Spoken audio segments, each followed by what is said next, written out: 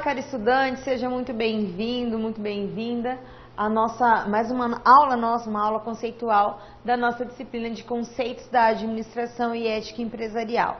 Como você já sabe, meu nome é Patrícia, estou conduzindo aqui as discussões em torno desses conceitos que compõem o nosso livro didático e nessa aula nós vamos trabalhar alguns elementos que fazem parte da unidade 3 do nosso livro. Qual é o nosso foco, então, nessa aula, neste momento?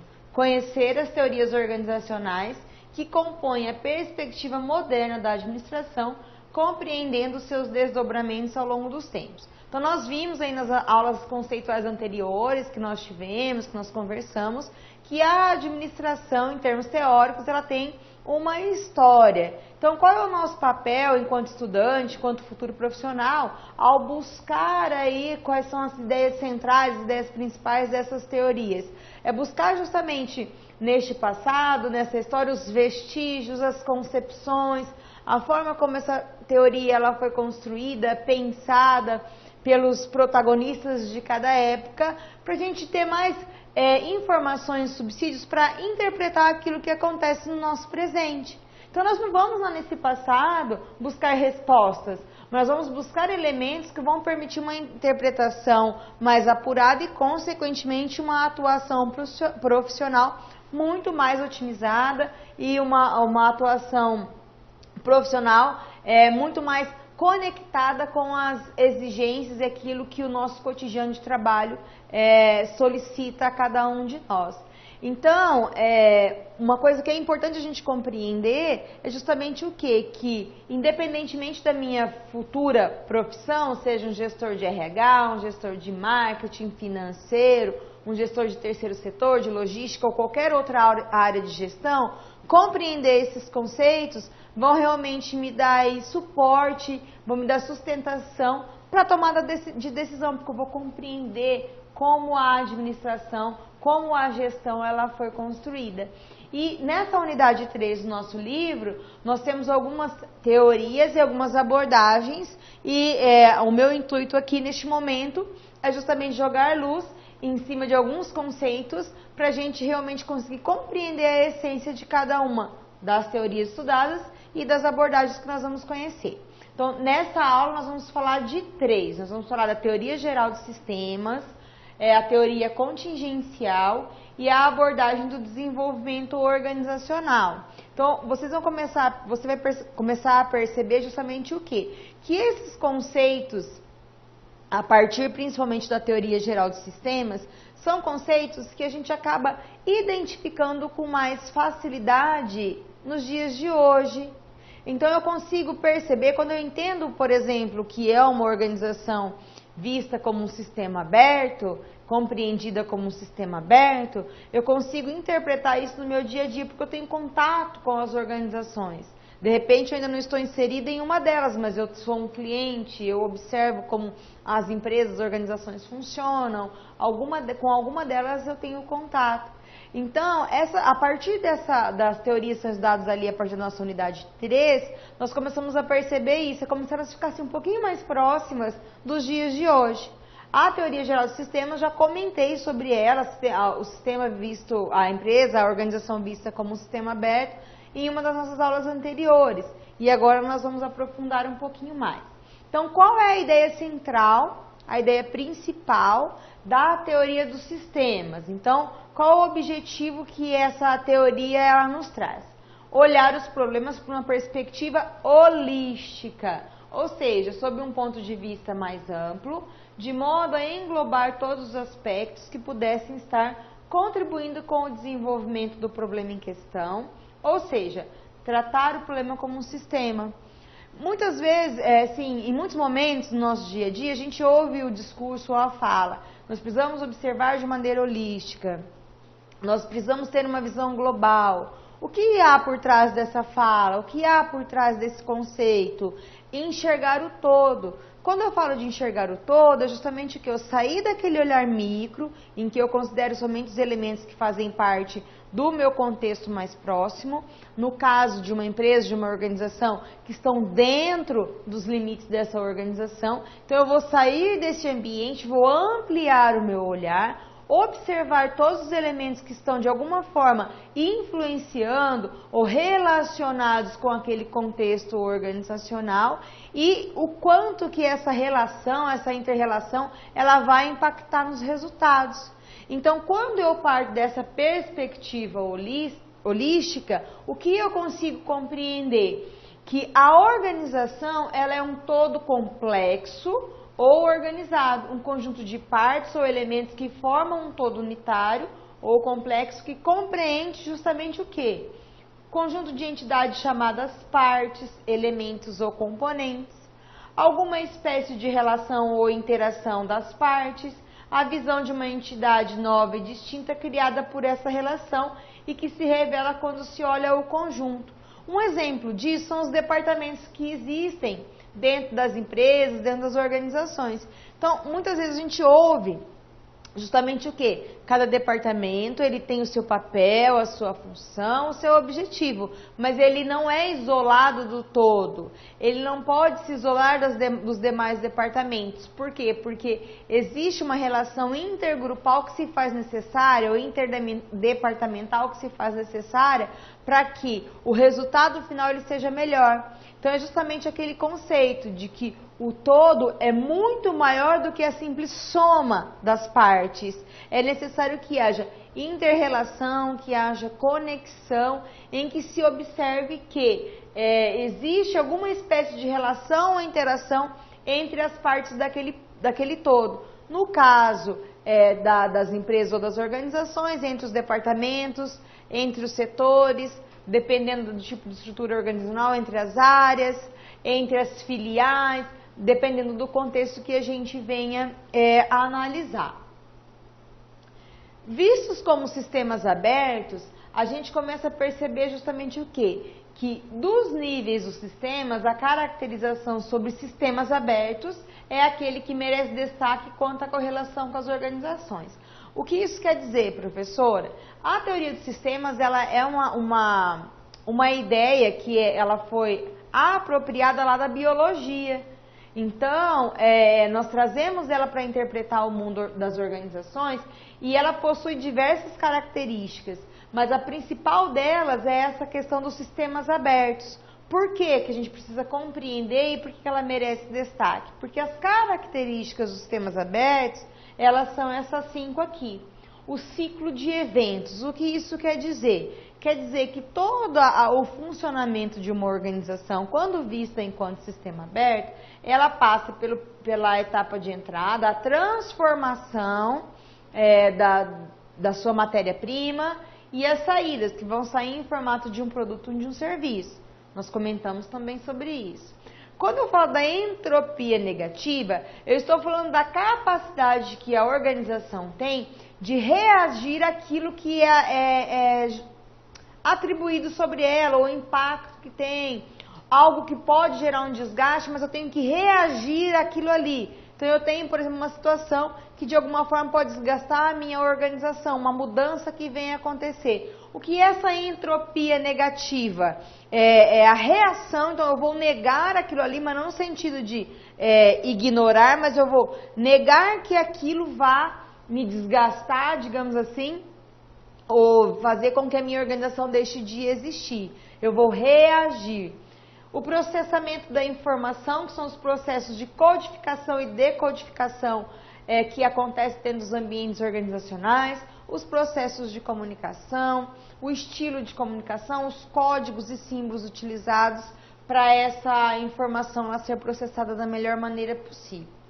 Outro elemento que caracteriza o sistema aberto é o crescimento e a manutenção. Ou seja, as organizações vistas enquanto sistemas abertos, elas têm contínua interação com o ambiente. Então, elas não existem de maneira isolada. Existe ali o que nós chamamos de stakeholders, que são aqueles elementos internos e externos que de alguma forma influenciam o funcionamento da organização, como questões econômicas, questões políticas, a concorrência, os parceiros, os clientes.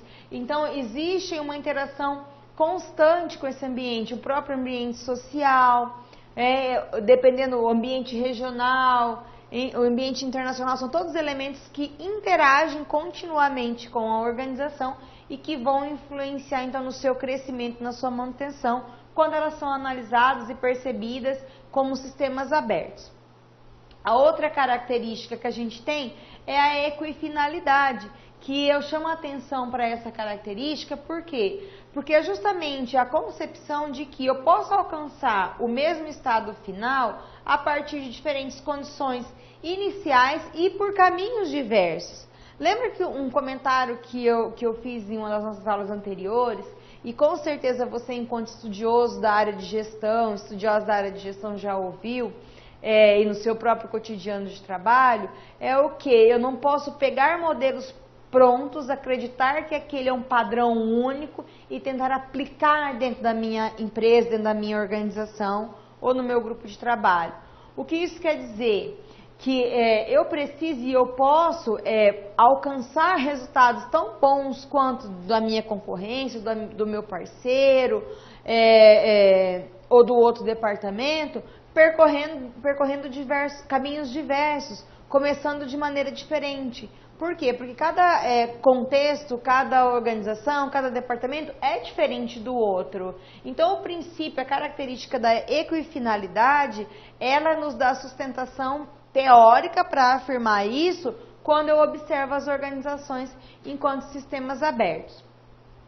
Então, a organização como um sistema aberto, a representação que a gente tem dessa fala e desse conceito é justamente essa. Então, eu tenho aqui um estágio de insumo, que existe ali as matérias-primas, capital e recurso, os recursos humanos, ou seja, as pessoas envolvidas nesse processo de transformação. A organização ela vai obter esses insumos do seu ambiente. O estágio de conversão, que seria a fase de transformação, ou seja, eu vou utilizar de maquinários, computadores e principalmente das habilidades humanas, que é a fase em que a organização transforma os seus insumos e adiciona os seus valores a eles. Então, quando eu penso, por exemplo, numa fábrica, numa indústria, ela tem ali um insumo, ela tem uma matéria-prima, mas que a matéria-prima de maneira isolada, sem ela passar por essa transformação, sem essa indústria adicionar o valor que ela tem aquela matéria-prima, ela não vai ter valor de mercado. Ela não vai ter valor num produto, não vai ser ainda um produto de saída. Então, é nessa fase de transformação em que há, então, essa adição dos valores às matérias-primas, ao capital e recursos, enfim. O estágio de produto pode acontecer o quê? Eu posso ter uma empresa que vai fornecer um bem ou eu posso ofertar um serviço. Então, o estágio de produto é a saída, que é quando a organização ela libera os seus produtos para o ambiente ou o serviço para o ambiente. Tudo isso passa pelo que nós chamamos de fase de retroalimentação, também denominada feedback, que é justamente quando a gente sente por meio das vendas ou por meio da satisfação ou não satisfação dos meus clientes, se a organização ela precisa fazer algum tipo de modificação, ou se aquilo ali deu certo ou se não deu certo. Por exemplo, as vendas dos produtos permitem que a organização obtenha novos fornecedores de insumos. Então, isso quer dizer, os produtos venderam, não venderam, colaboraram, então, teve algum elemento que aconteceu nesse meio do caminho que quer dizer algo para esse processo continuar se desenvolvendo, se transformando de maneira adequada e positiva? Essa é a relação e a avaliação que a gente precisa fazer. É claro que isso daqui é a representação de uma organização em funcionamento. O que ela tem em volta? Todo o ambiente social, político, econômico e internacional. Então, é importante a gente fazer esse tipo de reflexão quando eu olho para as organizações enquanto sistemas abertos, porque nós começamos a perceber o quê? Que muitas coisas que acontecem dentro de um ambiente, ou de situações, ou que acontecem dentro de uma organização, dentro de uma empresa, são consequência de elementos que estão fora dela. Né? Então, é importante a gente perceber isso e perceber que há uma conectividade, uma inter-relação com um todo que excede aí os limites da organização. Então, essa é a teoria geral dos sistemas. Uma outra teoria que faz parte de todo esse desenvolvimento histórico da administração é o que nós chamamos de teoria contingencial, que eu gosto bastante de falar, que é a teoria de que tudo depende. Ou seja, não há certeza absoluta ou consequência exata para todo tipo de ação. Vai depender de uma série de elementos. Então, qual é a ideia central da teoria contingencial, ou teoria da contingência? De que fatos e objetos diferentes têm tratativas diferentes. Então, essa teoria ela estabelece que situações diferentes exigem práticas diferentes, apregoando o uso de teorias tradicionais, comportamentais e de sistemas separadamente ou combinadas para resolver problemas das organizações. Então, para eu entender a teoria contingencial, ou para eu conseguir analisar a minha organização tendo como aporte a teoria contingencial, eu tenho também que entender das teorias anteriores. Olha que legal, que a gente veio discutindo desde o começo do nosso livro didático. Por quê? Porque quer dizer o quê? Que eu vou analisar as situações e conhecendo esses preceitos teóricos para eu tomar a decisão da melhor maneira possível. Lembrando que uma teoria, ela se desenvolve, ela é escrita a partir de uma prática, a partir de uma experiência, a partir de uma pesquisa. Então, eu tenho ali resultados que já foram coletados que vão servir como fonte de informação e conhecimento para que eu tome as minhas próprias decisões. Ou seja, eu não tenho que começar sempre do zero quando eu falo de modelos de gestão. Então, a teoria contingencial, ela trabalha uma relação que nós chamamos de se e então. Ou seja, os fatores situacionais, como tamanho, tecnologia, o ambiente, eles vão de alguma forma influenciar o quê? Aquilo que vai acontecer. Por isso que eu falo assim, se eu tiver pessoas suficientes, trabalhando de maneira adequada, bem com formação, treinadas, com experiência, então a minha possibilidade de alcançar melhores resultados é muito maior. Ou seja, existe um condicionante para que eu alcance os resultados. Né? Ou então está muito associado aqui às variáveis na estrutura organizacional e nos sistemas de gerenciamento. Isso quer dizer o quê? Que os modelos de gestão, dentro do preceito da teoria contingencial, a estrutura da própria organização, a forma que ela está aí organizada ou delineada dentro de um determinado contexto, vai depender justamente do quê? De alguns fatores que envolvem desde estrutura até a questão das pessoas que estão envolvidas neste processo.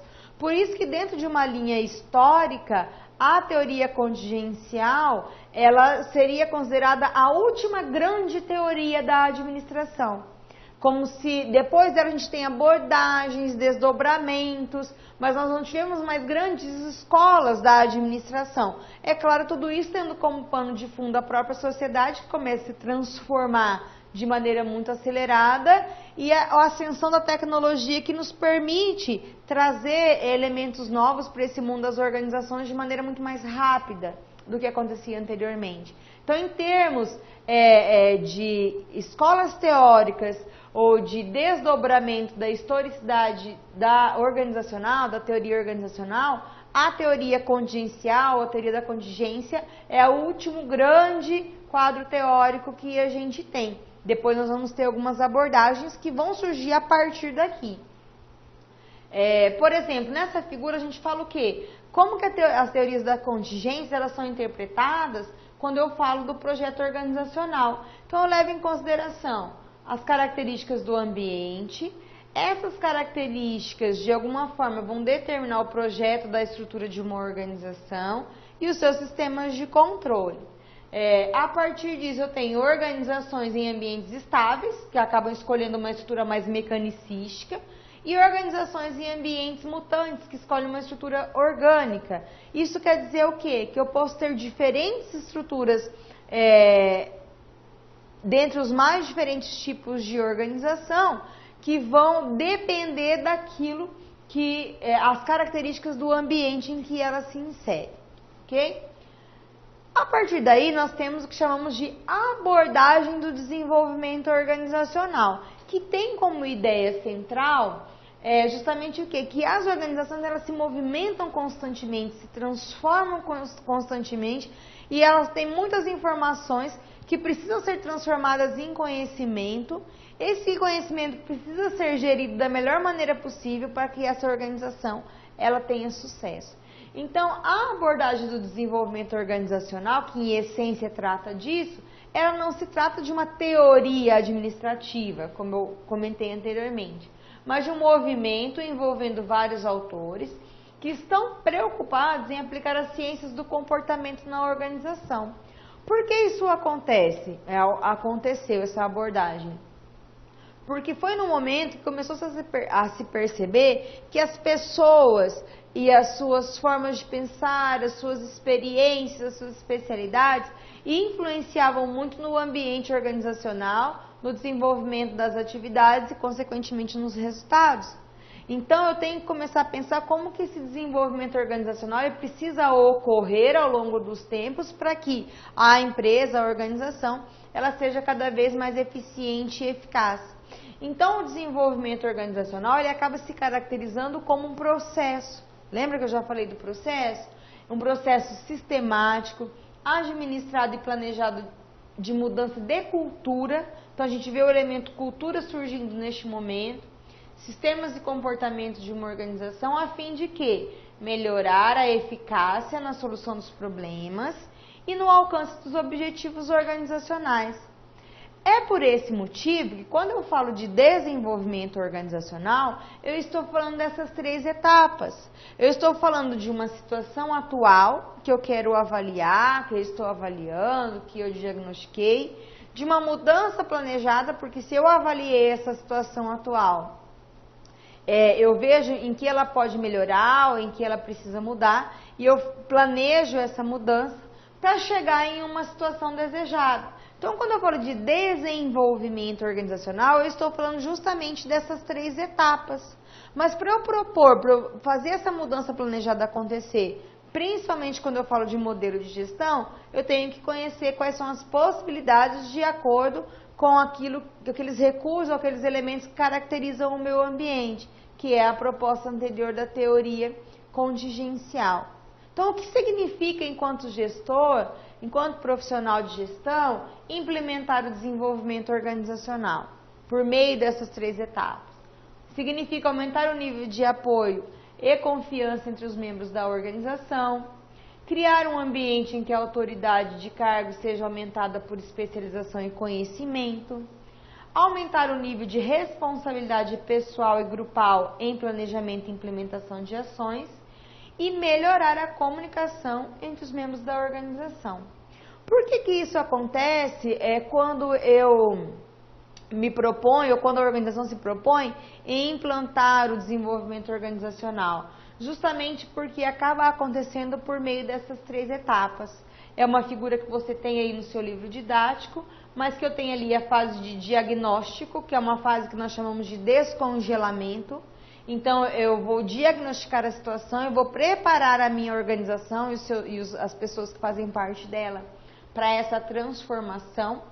Eu tenho uma fase de intervenção, que é quando a mudança começa realmente a acontecer, mudança planejada, lembra do que eu comentei. Essa fase de intervenção é quando o plano começa a ser executado, quando as práticas, as possibilidades começam a ser colocadas em práticas, quando as ferramentas entram em ação, é o que a gente chama de fase de mudança. Então, vou reorganizar aquele ambiente, vou reorganizar aquela estrutura, aquele processo. O acompanhamento que é contínuo, justamente para ocorrer este feedback que a gente tem aqui, que é um dos preceitos do planejamento que nós também já sabemos. E daí nós chegamos a uma fase de recongelamento, que é justamente esse processo. Pensem na pedra de gelo, é exatamente isso. Então, se eu tenho uma pedra de gelo, essa representação, e eu quero modificar o formato, tem uma pedra de gelo que ela está quadradinha, mas ela, para mim, neste momento, ela não se adequa mais à minha necessidade. A mudança planejada é justamente o quê? Eu não tentar quebrar aquele gelo e transformá-lo, por exemplo, em uma esfera.